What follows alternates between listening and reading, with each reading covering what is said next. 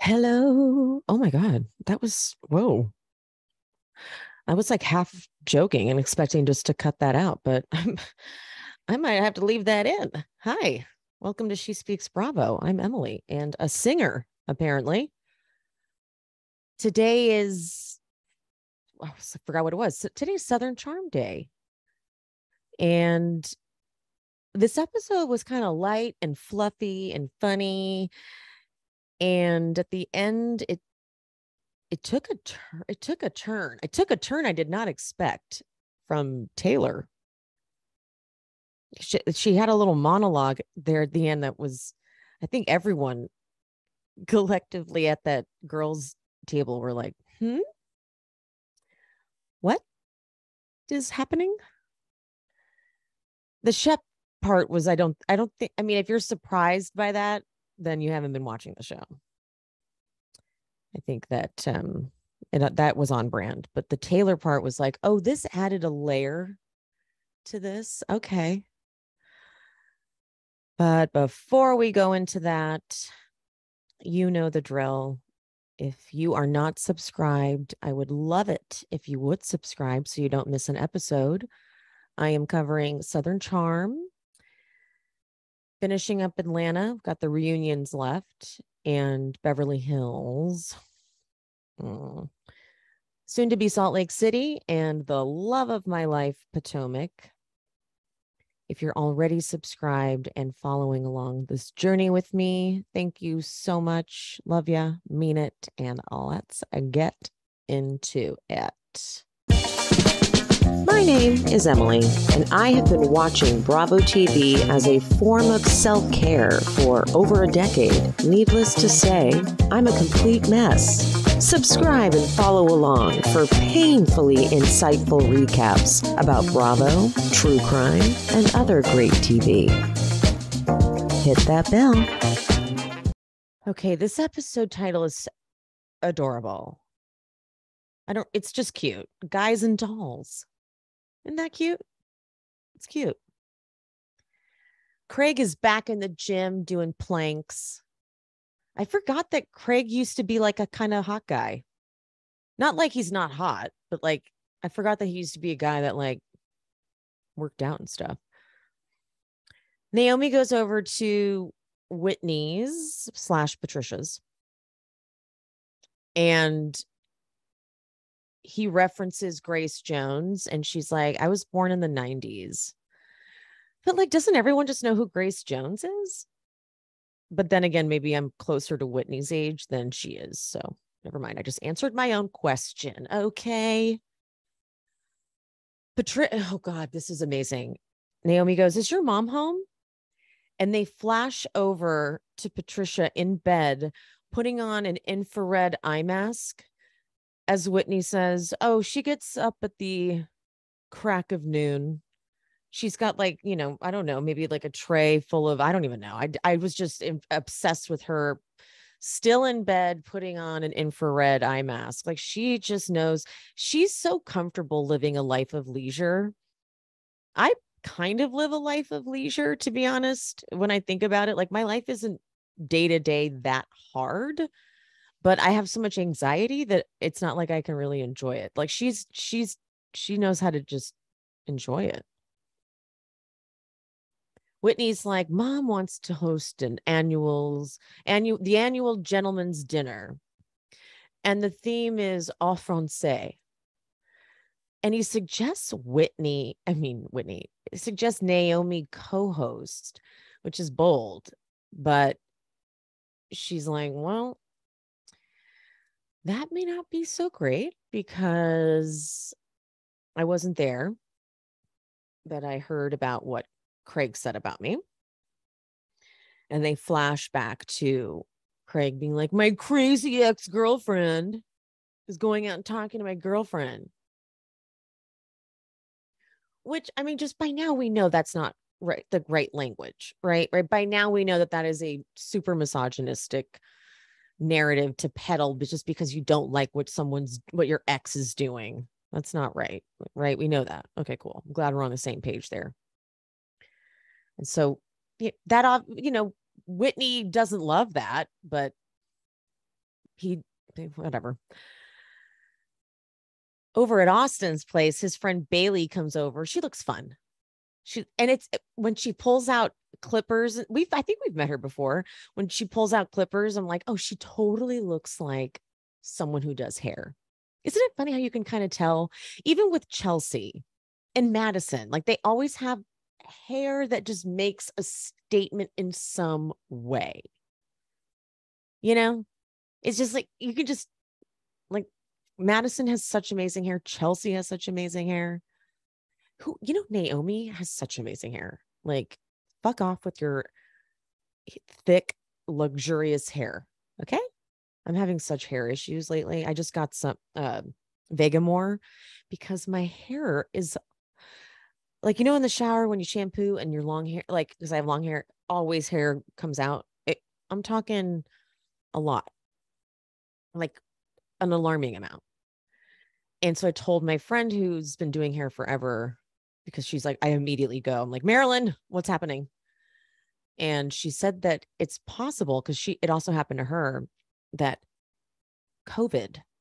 people who've had COVID and had fevers, months later, the hair will start to, she's like, she says it's normal. It will stop, but it's been weeks. And so I'm now obsessed with people who have thick hair. Okay. I will keep you guys updated on the Vegamore process, but they say it's going to take like 2 months before I even notice anything. So, okay, moving on. Austin doesn't have any tux pants, so he's putting together whatever outfit he can. She's like, don't worry, we're going to give you a great haircut. And now I think it is just so on brand that Austin has some major complex about his head. That he has like a little head, and he needs his hair to be an exact, perfect way. Now, as someone who is obsessed with their own hair, when I do a messy bun, I think any woman out there who's tried to do a messy bun knows the plight of trying to get a perfect messy bun. It's bullshit, because it's supposed to be your quick updo. But if you really want it to look good, that's not the case. And so they show him like this little montage of him trying to get it perfect. So she starts cutting the hair, and he's given her some updates on Shep and Taylor. And he's like, well, you can still get away with murder. And I forget that Shep is 15 years older, which I would like to say, if anyone out there that has a relationship that has an age gap, I'm not in any way knocking it. I just want to point something out, because this happened to me. The age gap is sexy when you're, as the one who's younger, when you are in your 20s and they're in their 40s. It gets a little bit more real when you're in your 30s and they're in their 50s, and you're in your 40s and they're in their 60s. It just does. And the reason I point that out is because you're dealing with Shep, who is someone you're training, basically, according to Taylor, to be a good person. And so what are you going to wait until you're going to be training this old man? I'm calling him old because he doesn't deserve to be called youthful and awesome. We will get to more of that later. So she keeps cutting, and we all know that pain of like when you're so OCD about your hair, and he's like, you're cutting a lot. She's like, no, I'm just trying to get rid of some of the volume. He's like, I need the volume. She's like, okay, let's go look at it. He's like, let's see if you want me to trim some more. And he goes, you've done enough trimming. And then he looks in the mirror, and he's like, oh my God, it's perfect. I was so nervous for him to look in the mirror. Was anyone else like, oh my God, I hope he likes it? I was, God, oh my God. How many hair horror stories have you had? I've had so many. I've done them to myself. I know a hair horror story. By this point in my life, in my life's journey, I've had so many, so fucking many beauty blunders, like eyebrow blunders, you name it. Okay. Had them all. Shep and Taylor, so they get to this restaurant. They're like, table for 3. And I'm like, well, who's the third person coming to meet him? Austin? I don't know. Oh, her mom. This will be interesting. And I hear her say that mom can't drink. She's got to drive back. And he says, okay, we'll be sober together. And I'm like, why are you sober? I didn't catch. Was there a reason for that? I didn't catch it. And Taylor's in her confessional introducing her mom. And she says, my mom has always said, Jesus, seatbelt, sunscreen.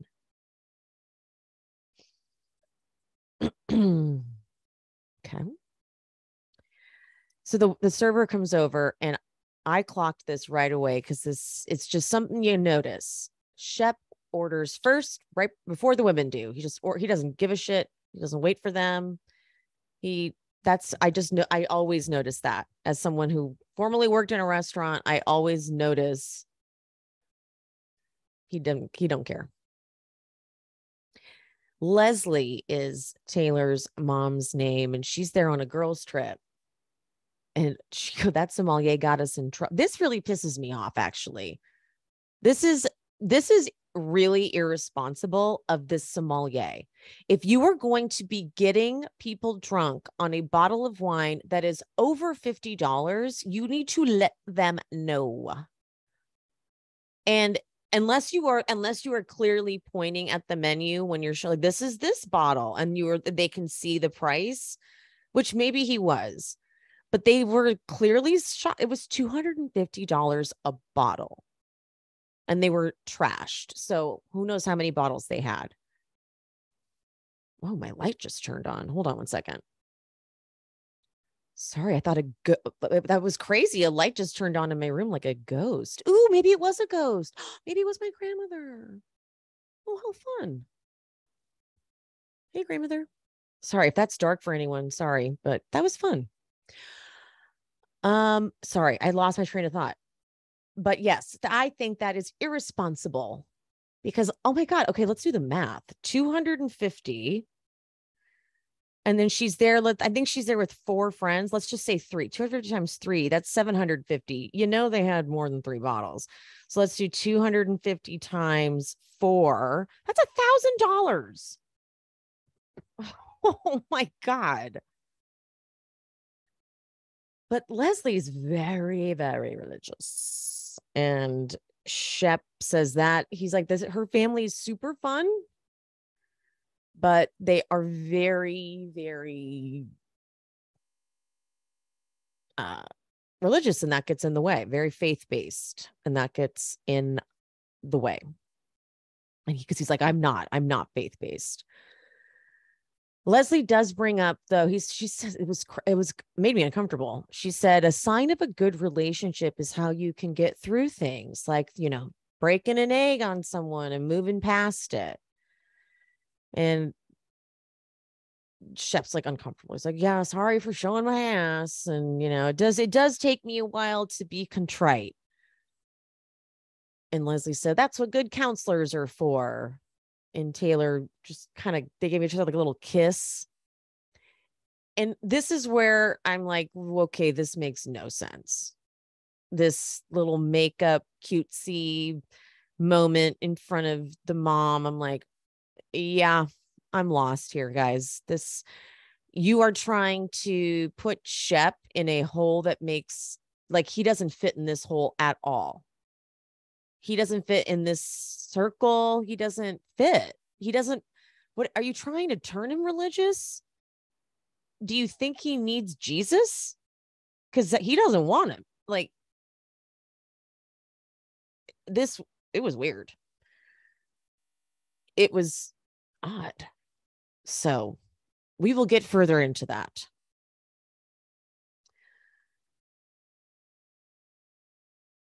I feel like I skipped a scene. Did I skip a scene? Okay, I must apologize because when I was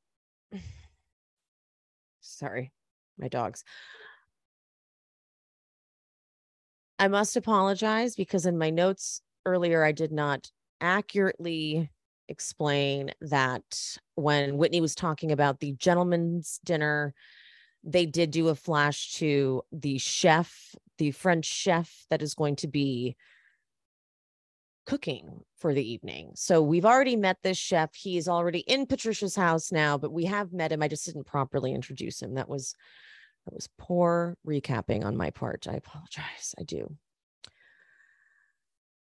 Anyway, Chef Perig, I think I'm saying that right, and his sous chef Kyle are there. And this chef is just giving me like just bad PTSD from working with French chefs. He's just all of it. He's all of it. He's like, he's annoyed just for showing up to work.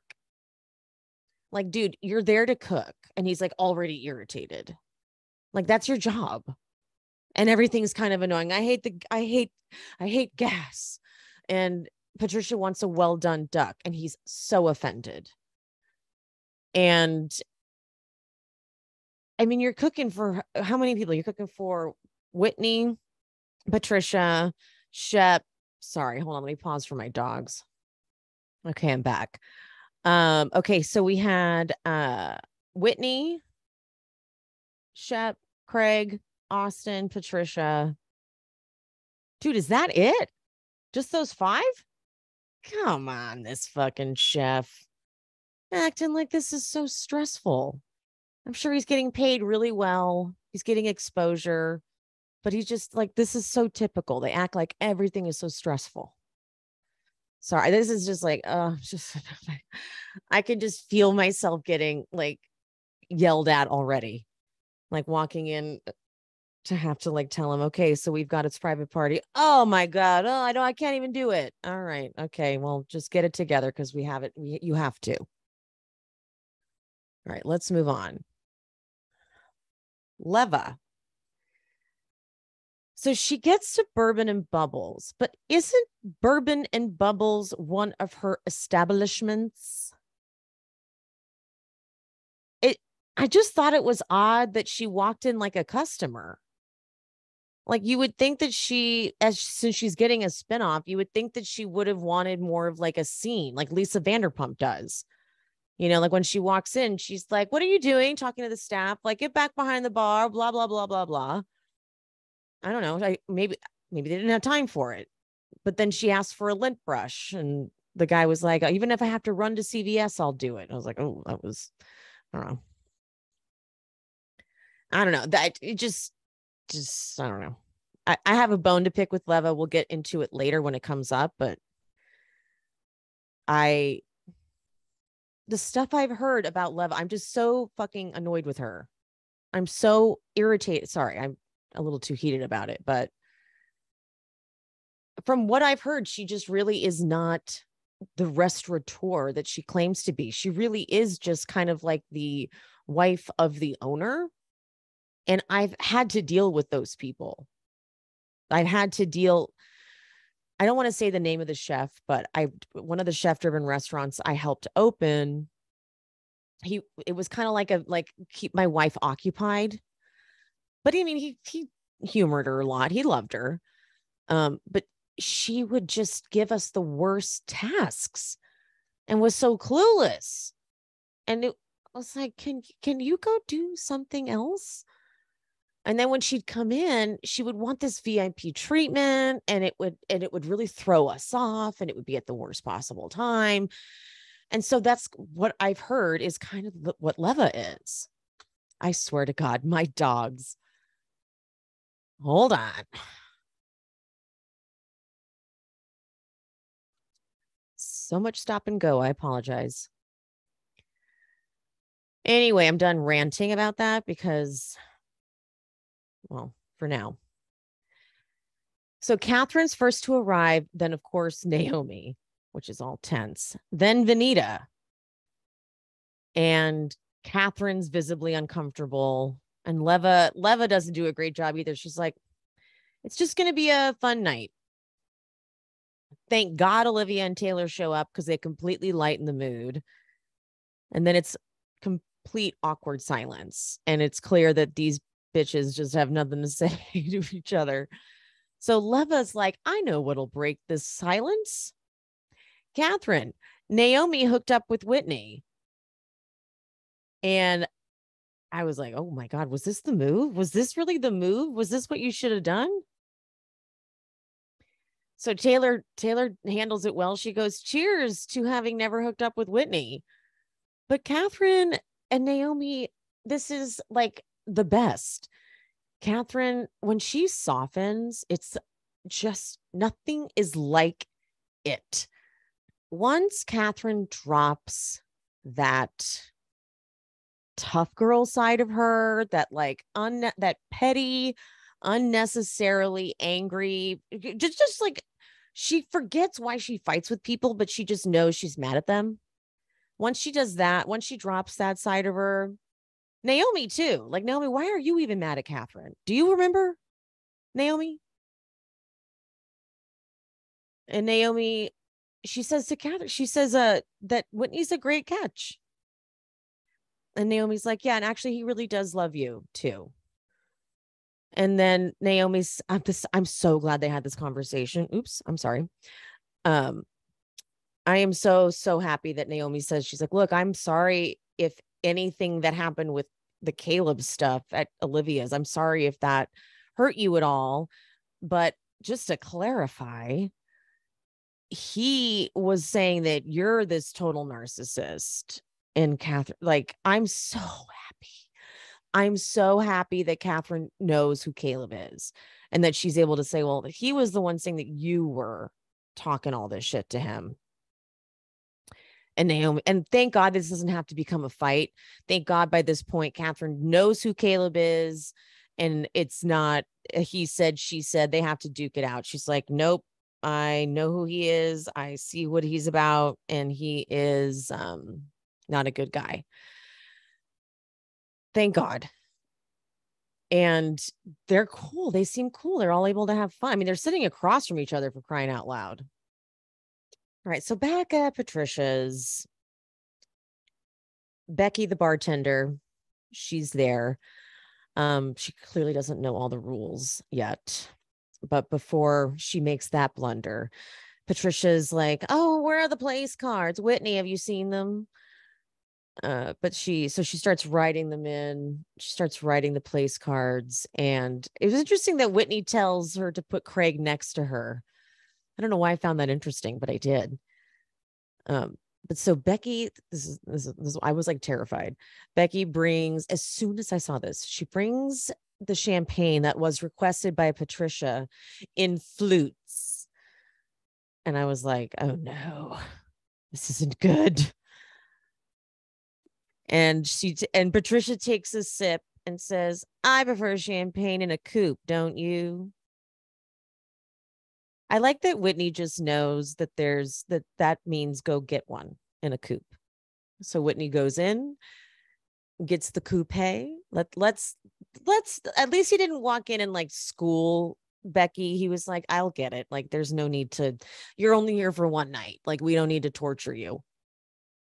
And brings it on a tray, on a silver platter, brings it to Patricia.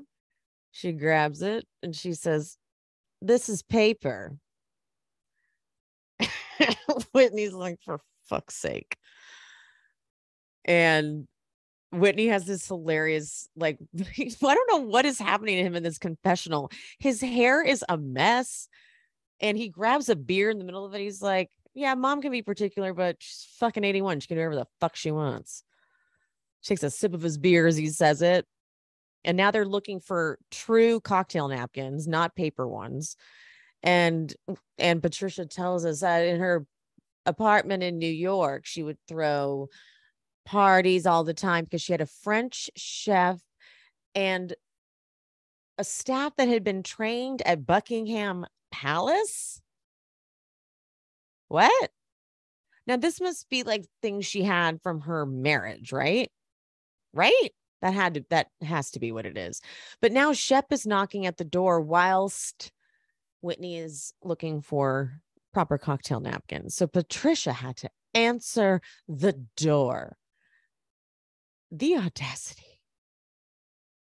It is 7:55 and the chef is seemingly ready to go, but is like waiting on everyone to get there.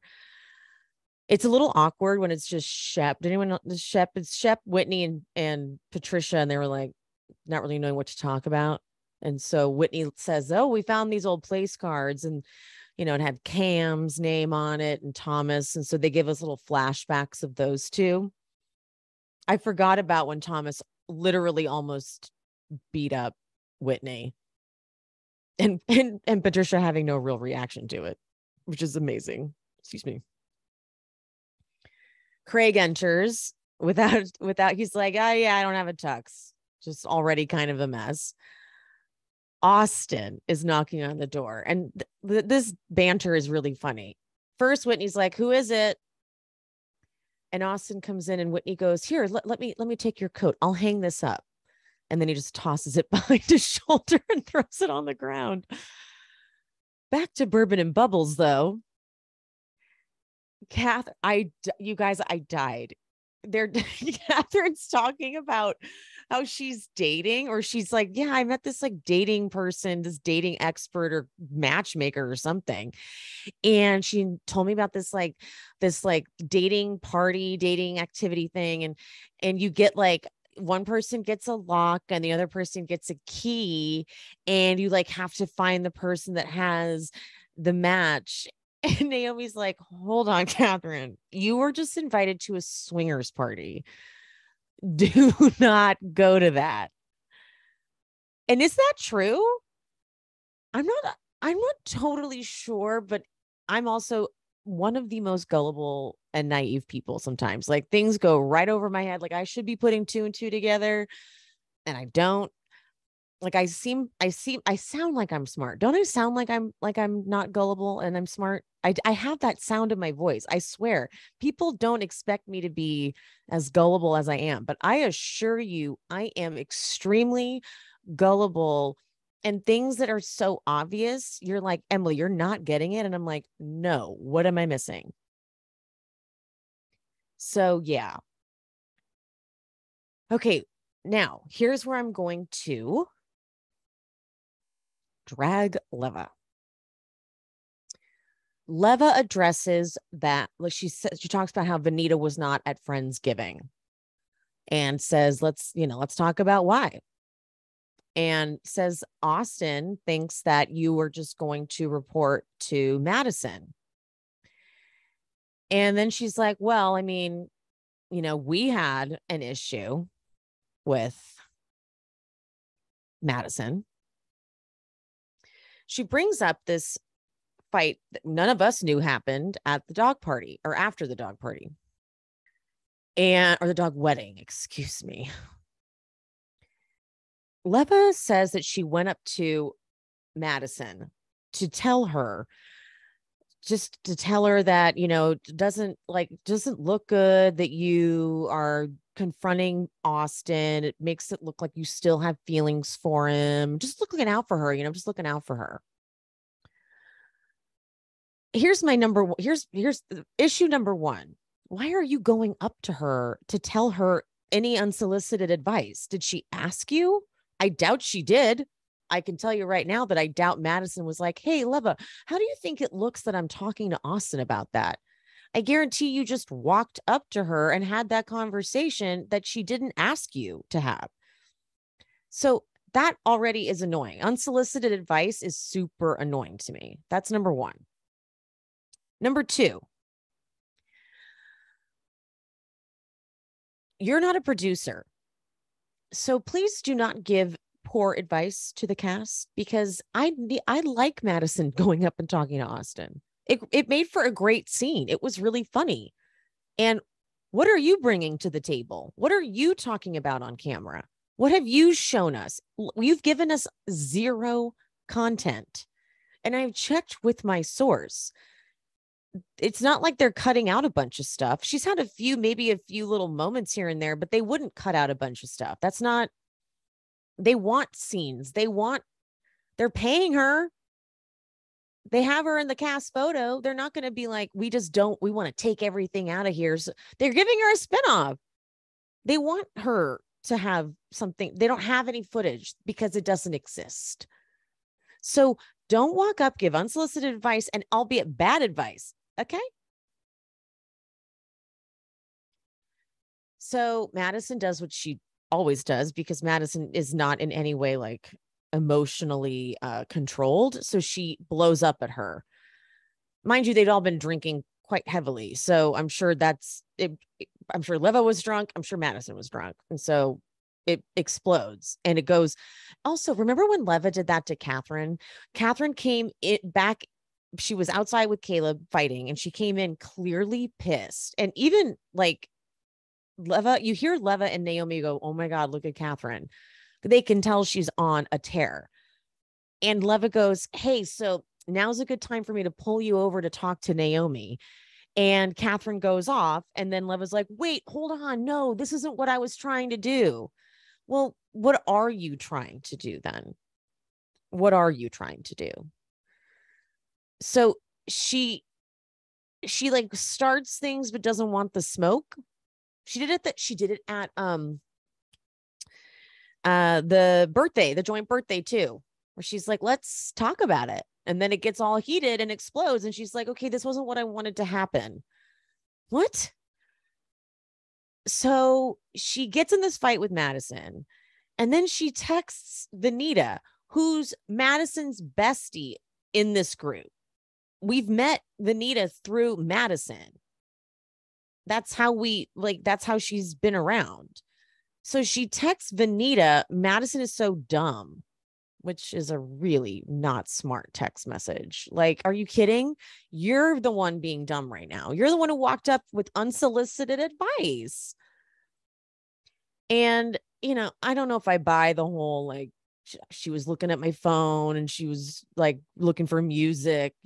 I honestly wouldn't be surprised if Vanita was like, "Dude, look what Leva just said."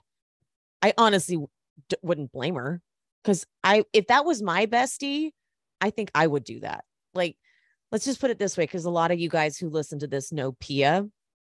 If Pia and I were in a group situation and someone else came up and like told Pia some things she didn't like, and then we left that fight, and then that person texted me some shit like that, I feel like I might be like, "Oh my God, is she kidding?" Actually, maybe not. No, that's not true. Especially if I thought that person was in the wrong. But Vanita probably didn't know exactly how to handle it. So whatever. So that happens. But the way Leva jumped on Austin having that feeling and made it like, "Well, I also have that feeling," I don't like that. And so Vanita says, like, "I feel like you're asking me to choose a side." And I can tell that, Vanita, if she's going to choose a side, is going to choose Madison. But anyway, Taylor says it should never be a choosing side thing. We're all adults. And Leva is like, "No, I'm losing this." So she goes, No, but the point is, Taylor, I feel the trust got affected with everybody." Oh, now you're using everybody. Now everybody feels this way about Vanita. Excuse me. And then says, "You weren't invited to Friendsgiving because of how she's affected your trust with the group." So now Vanita feels completely isolated, like as if everybody's talking about her. And Vanita says it like literally makes me sad. And then Leva's like, "I'm being intense on you right now, and I'm not trying to be." Oh, okay, well, too late. So here's what I'm like, if Leva really was this tight friend of Vanita's, like she's trying to claim that she is, when Austin said, "I'm not inviting Vanita to Friendsgiving," she should have been like, "That's bullshit. No, she's a part of this group. She's coming to Friendsgiving." Like, she's not a Madison spy. That's not what she does. And also, what are we going to do? We're not even going to talk about Madison. We're just going to be here, like, having fun. Like, we're not going to sit here being like, "Oh, fuck Madison." We're just going to like have Friendsgiving. That's what she should have done. But instead, she was like, "I know. I mean, I had a problem with her too." She also, another thing Leva said in this conversation, she was like, "I haven't had a problem with Madison until all this happened." Oh, so it's Vanita's fault that you text her something shitty about Madison after you had a shitty conversation with Madison? Nope. I didn't like any of this, any of it.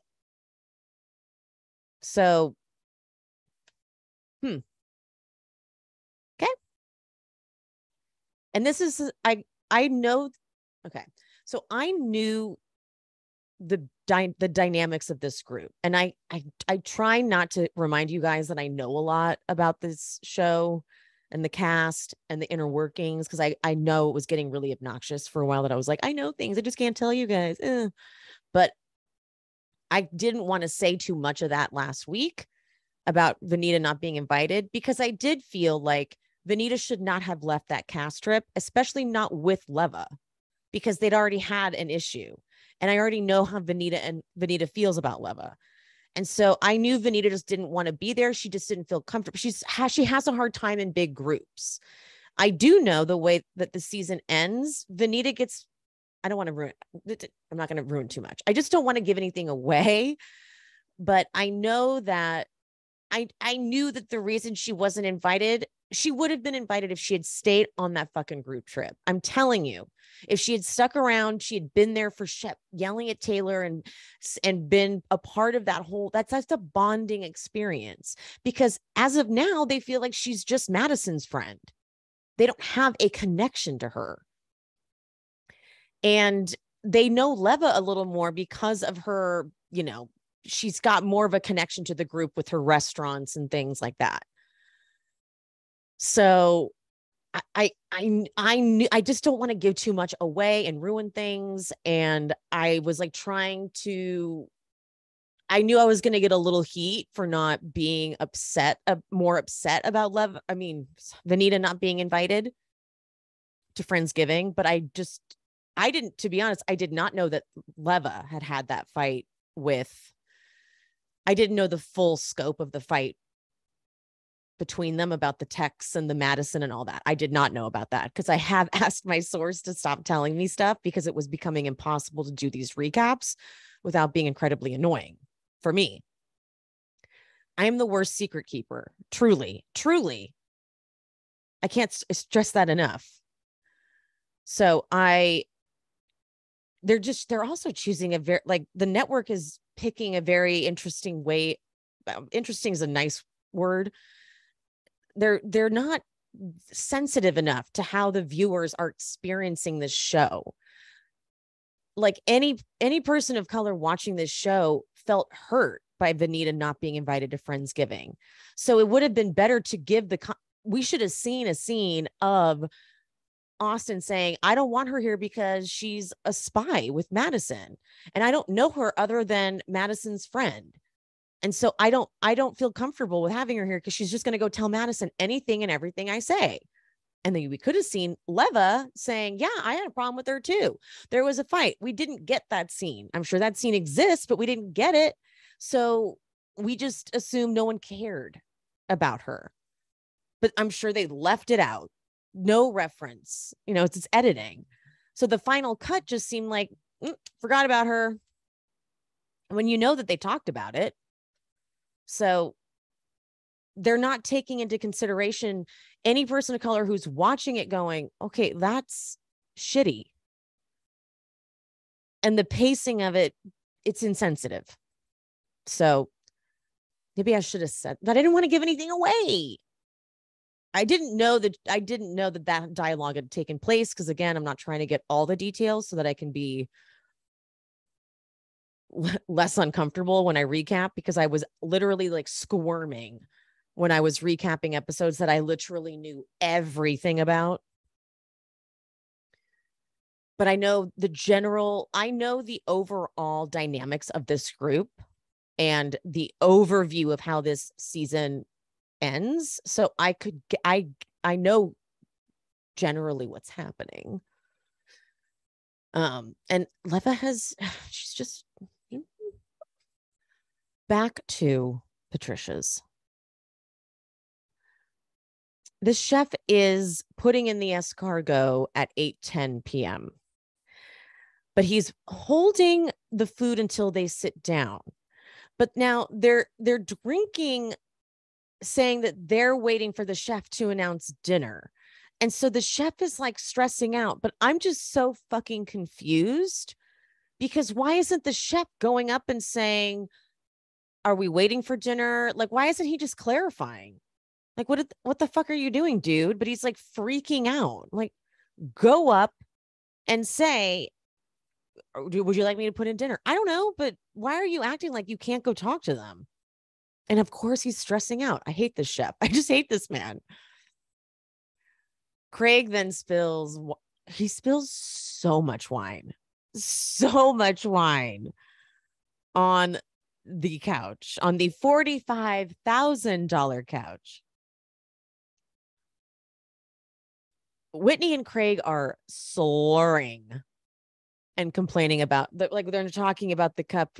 Whitney's like, you even got it on the carpet. And Craig's like, don't give me these weird cups. And I think I can see what the cup is. It's just one of those really like very short wine glasses. So, and it's like very wide. The mouth is very wide. So you have to just hold it ever so slightly. And they're like, we're never going to get this out. And I love that Patricia references Catherine's spray tan. And she said, Catherine had a spray tan the size of these thighs. And then we got that out. The size of these thighs. And Austin, he goes, Craig, you're what the French call les incompetents. Craig is so wasted. He's like, I'll take care of it tomorrow. I promise you. Pat's wasted too. They are talking about how drunk they are. They're like, we are wasted. Where's the food? It's just stressing me out. I'm like, Pat, I'm like, Becky, Becky's her name, right? Can you go tell him? Someone communicate. Where's the manager on duty? Patricia's like, that's good enough for me. But then she said, my mother always said, you are the company you keep.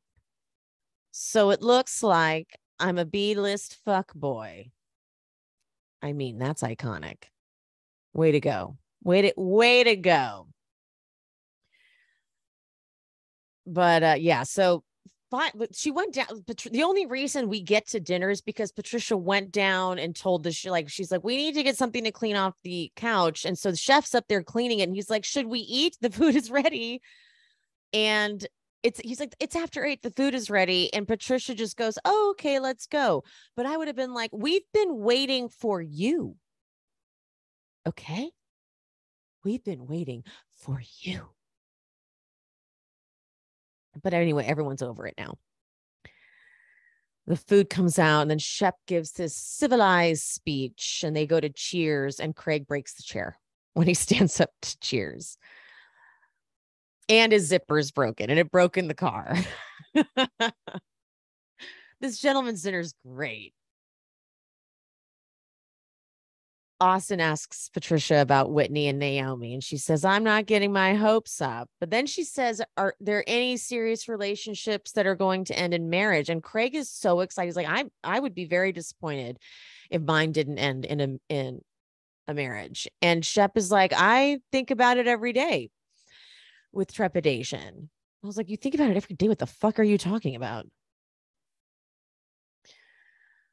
Okay, so now this is where the twist and the turn happens.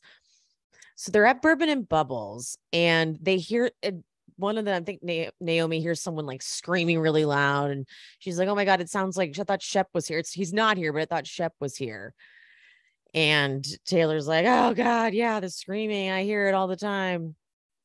And it makes her bring up, she's like, yeah, I mean, I don't care about being called an effing idiot because I know he doesn't mean it. And this, like, Vanita wasn't there. So she's like, hold on, pause.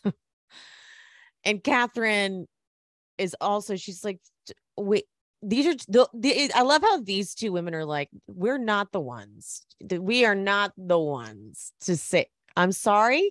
See, now imagine if Vanita had been in the mix when Shep really did that. Now imagine if we had her there, right? Imagine. That would have been awesome. just to hear her perspective on it. And she's like, yeah, you don't do that. Catherine's like, I don't think that's okay. And then Taylor goes, he never puts me down, but once in a blue moon, something will come out. And that's what people focus on. I'm sorry. That's not good. Then Leva in her confessional, I'm really feeling genuine, like true girl power moments from Vanita and from Catherine. I don't feel it from Leva. When Leva goes, that's not okay. And then her confessional, she's like, I'm big on speak to me like you love me. I teach it to my toddler. I'm like, that your toddler has nothing to do with this. What about your husband? What about your husband? We're talking about a romantic partner. Your toddler literally has nothing to do with this. And then, okay, so Taylor, she pulls this out, and I was like, oh shit, I didn't see this coming. She goes, God has pulled on my heart to go, Taylor, stick with it. And Naomi in her confessional says it perfect. She goes, turns out God is looking out for Shep. And I'm going to play the clip of what Taylor says. My cup is filled from God. Like, it really is. Like, it is overflowing. I'm able to give out, like, pour out love and acceptance to Shep. He's really, really working on things. Every relationship has its work. It's like, what are the concessions you're gonna make? But remember, in those concessions, the energy that you're spending on Shep, it's the energy you lose on yourself. You are breaking yourself to fix another person. It's hard to teach an old dog new tricks, but hell, we're here to do it. People see Shep as this hard-headed, set in his ways kind of guy, and I do want to prove them wrong. There comes a time where, like, enough is enough, you know? Don't lose yourself. Okay. I didn't know that like God could give you signs like, nope, you need to stick with the guy that's going to treat you like shit and make you feel terrible. Because it's not just like the way he talks to her. He's not faithful. We see it. He's not. And we're going to see it now too. Like, we're not, what I like, and also she's like, you can't teach an old dog new tricks, but he doesn't want to learn new tricks. He's happy. He's super happy. So why are you forcing him to change? He doesn't, like, what does he need to change? But I guess when they get in a fight, he then does the thing where he's like, I want to stay with you. I want to be with you. And he says all the stuff that makes her think that he does want to be with her. Okay, so fine. Let's move on for now. So back at dinner, Craig says to Shep, Taylor loves you to death, and Austin, and we don't know why. And Craig says, I'm in full belief that if I was dishonest or cheated on Paige, that we would not be dating anymore. And I mean, Taylor's always going to forgive you. So with the lack of consequences, is it harder to stay the straight line? And then Whitney even chimes in. If you keep cheating, is she going to stay with you? So Shep just kind of like, well, no, it's not like that. Like, but Craig gets a notification and he's like, can I be excused? And he kind of like motions to Austin to do it too. And Austin asks if he can go grab Chauncey. But then Whitney breaks a chair too. So these chairs were not worth the like $25,000 or whatever she spent. So Craig shows Austin that it's out, that Shep's RHOA profile has been discovered. And they're talking about it back and forth. And Whitney's like, come on, guys, back to the table. And Patricia's like, I'm wasted. And then this chef comes over, and of course he can't get the flambe on the first try. I loved that. I'm like, yeah, you idiot. Why do I hate this guy? He's just triggering the fuck out of me. I'll tell you that. But anyway, so Craig and Austin are like, okay, great. Let's go talk outside, Shep. And they tell him, they're like, when you were in like this RHOA, they can figure out like you downloaded RHOA in Bermuda. And he goes, and you were a bad guy. And Shep says 2 years ago, I wouldn't say I was single, but I was in turmoil with my girlfriend. And this was after her finding the text messages. And they flash back to the reunion where Andy says, have you been faithful? And he's like, there were some text messages. And he says, and some making out in a stairwell, but that's it. But it almost seemed like the text messages and the making out was the same thing, but I can't tell. And clearly this is news to these guys. Like these guys had no idea that in Bermuda he was. By the way, I wouldn't say I was single. Well, there's only, so, huh? And so Craig, they're like, okay, cool. Then, you need to change your settings. You need to hide my profile. You need to delete it. And Shep says, okay, I'll work on that tomorrow. Okay. It's really, you don't work on it. I think it's like he's like, it's not active. This was the response Shep should have had. It should have been like this. Oh shit. I forgot to delete it. Or, oh fuck, I forgot to make it like deactive or whatever the hell. Like that's the response you should have had, right? Like it should have been that, not, okay, I'm not going to touch it right now. I'm going to leave it there because I'm sure he's still gathering people. And Austin is just gutted because Taylor is like a little sister. And Shep tries to make some joke. He's like, turns out there's no one in Bermuda. Like, read the room. Like, these two guys. Okay. So Craig was never a cheater. Like, when Craig gets with someone, that's not Craig's thing. That's okay. Austin, I think for the first time, Austin really loves Taylor. Like he sees what this angel of a human being is. And I think for the first time, he's really seeing what it looks like when they go out and cheat and do their normal stuff. But when it's done to such a nice person, because he was with Madison for so long. So like, Madison she was doing the same stuff. Like she would break up with Austin so that she can go have sex with someone else and then like be like, oh my God, what were you doing? And he's like, the same thing you were doing. And she's like, oh my God, it's all your fault. And so it wasn't the same perspective he could have, but now he's looking at someone like Taylor going through this with Shep. And it's like, wait a minute, this isn't okay. This sort of lifestyle and lying to chicks and all of us covering for each other is not cool. And now don't get me wrong. I kind of take back what I said with Craig. Craig was doing a little bit of that, wasn't he? With the like not totally telling everyone the truth about, with Kristen, Naomi, and Paige. So I guess I kind of take that back.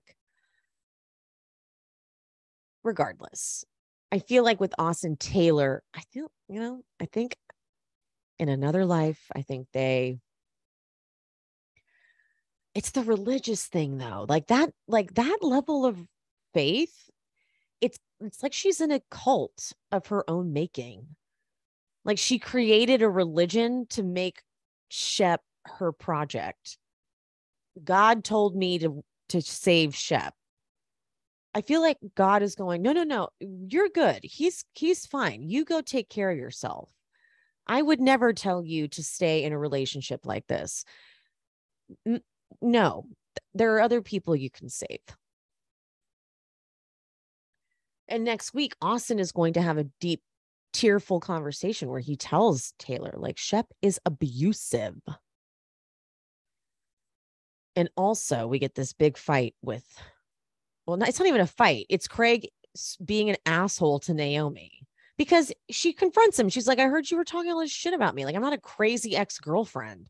You're making me one. Like, you're turning me into one because you won't communicate with me. I'm trying to figure out what is happening and you're being an asshole. And then he's going to turn it. And he's like, just leave me alone. Okay. Just like move on. That is gaslighting at its finest. And I'd heard before the season even started that there was some big moment, like Craig loses it on Naomi at one point in the season. And that, I think this is that moment. So there we go. Okay. This was a very, very difficult to get through recording. I don't know if you could tell, I had dogs barking and my phone was ringing off the hook. So I kept having to pause. Hopefully it wasn't too distracting for you guys. That's why I like to record first thing in the morning, because there's less things going on. But anyway, I hope you guys enjoy your weekend or whatever day you're listening to this. And I'll see you next time. Bye, guys.